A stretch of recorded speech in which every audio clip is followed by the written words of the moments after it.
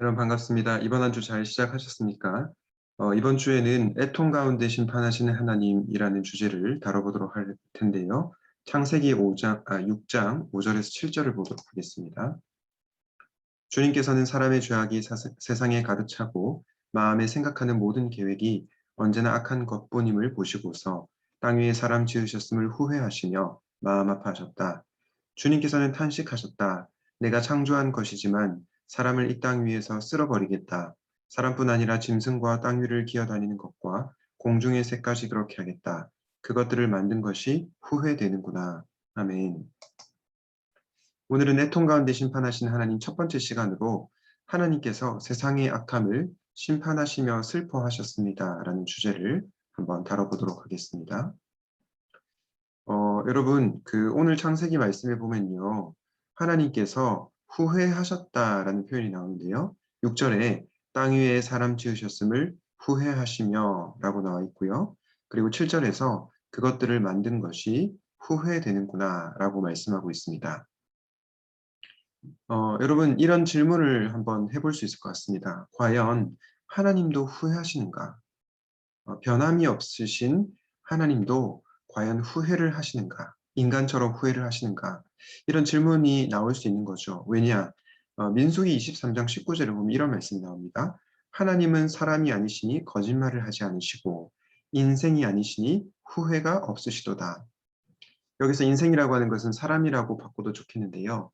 하나님은 사람이 아니시기 때문에 후회가 없다고 하십니다. 그런데 이 창세기 말씀과 민수기 말씀이 대조적으로 보이지 않습니까? 분명히 창세기 말씀에서는 후회하셨다라고 나와 있고요. 민수기 말씀에서는 하나님은 후회가 없으시도다라고 말씀하고 있습니다. 우리는 이 충돌을 어떻게 이해할 수 있을까요? 저는 이 부분에 대해서 신인 동형론설이라는 것으로 설명을 드리고 싶은데요.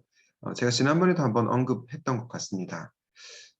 하나님을 우리 인간이 이해하기 쉽게 설명하기 위해서 인간의 어떤 빗대어서 설명하는 것입니다.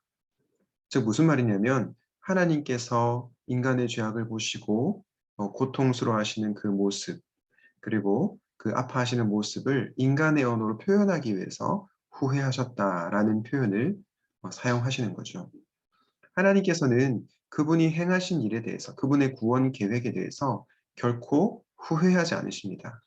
그러나 우리 인간이 이해하기 쉽게 빗대어서 이 후회하신다라고 표현을 쓰고 있는 거죠. 이것을 신인 동연론설이라고 합니다. 그렇기 때문에 우리가 이 관점으로 이 내용을 보시면 좋을 것 같습니다. 오늘 창세기 6장 6절을 보면요. 땅 위에 사람 지으셨음을 후회하시며 또한 뭐라고 얘기하냐면요. 마음 아파하셨다라고 하는데요. 저는 이 부분을 보면서 우리 하나님께서 인간의 죄에 대해서 고뇌하시는구나 라는 생각을 하게 되었습니다. 물론 이 마음 아파하셨다는 표현도 인간 언어로 이해하기 쉽게 표현한 것이라고 볼 수 있겠죠. 중요한 것은 무엇입니까? 하나님께서 이 인간의 죄악상을 보시고 그냥 나몰라라 하지 않으셨다는 것입니다. 이 죄악에 대해서 너무나 고통스러워 하시면서 이 죄악을 책임지려고 또 끙끙 앓는 그런 모습을 표현하고 있다는 것입니다. 이걸 다르게 바꿔 말하면 어떻게 될까요? 그만큼 하나님께서 저와 여러분, 죄인인 우리를 사랑하셨다라는 것을 기억할 수 있으면 좋겠습니다. 저는 이 우리의 죄에 대해서, 죄인인 우리에 대해서 고뇌하시는 이 하나님을 여러분들이 오늘 말씀을 통해서 꼭 만날 수 있으면 좋겠습니다. 제가 오늘 말씀을 묵상하다가 예전에 제가 말씀을 전했던 예레미야 애가 말씀이 떠올랐는데요.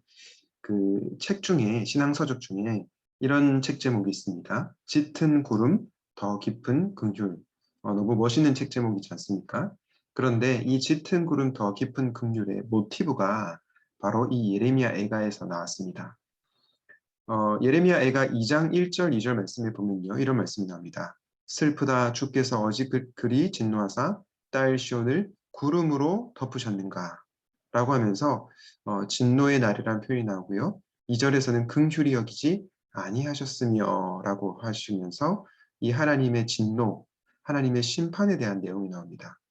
한마디로 이 구름이라고 하는 것은 하나님의 심판을 이렇게 빗대어서 설명하는 것이라고 할 수 있겠죠. 인간의 죄에 대해서 하나님의 백성의 그 타락상에 대해서 이 짙은 구름이 낄 정도로 하나님은 굉장히 진노하시면서 또 심판하시는 분이십니다. 그런데 이 예레미야가 3장에 보면 반전의 모습이 나오죠. 우리가 너무나 잘 아는 말씀인데요. 3장 22절과 23절입니다. 여호와의 인자와 긍휼이 무궁하심으로 우리가 진멸되지 아니함이니이다. 이것들이 아침마다 새로우니 주의 성실하심이 크시도소이다.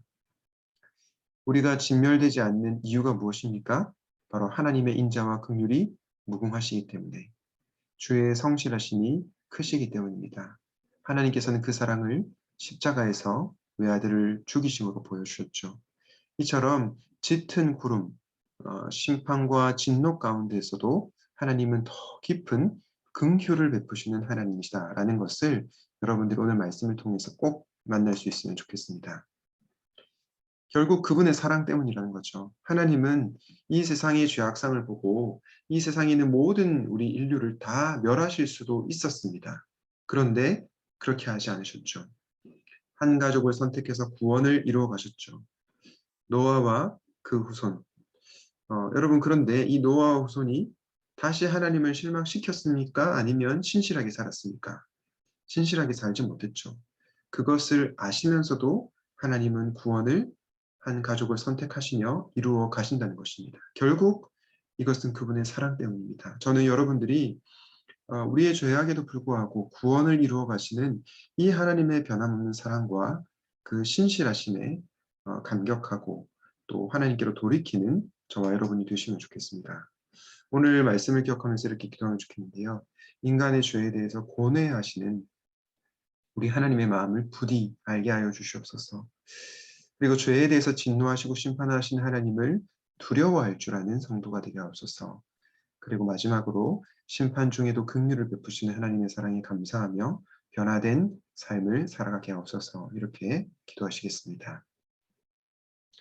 하나님 아버지, 오늘은 애통 가운데서 심판하시는 하나님의 모습을 보았습니다. 인간의 죄에 대해서 고뇌하시는 하나님, 죄에 대해서 진노하시는 하나님, 그러나 심판과 진노 가운데서도 죄인이 우리에게 자비와 긍휼을 베푸신 하나님, 그 하나님을 보게 되었습니다. 우리가 이 하나님을 늘 기억하고 하나님을 두려워하고 하나님의 사랑에 감사하며 살아가는 우리 모두가 될 수 있도록 도와주시옵소서. 모든 것을 주님께 의탁하고 예수님의 이름으로 기도하였습니다. 아멘.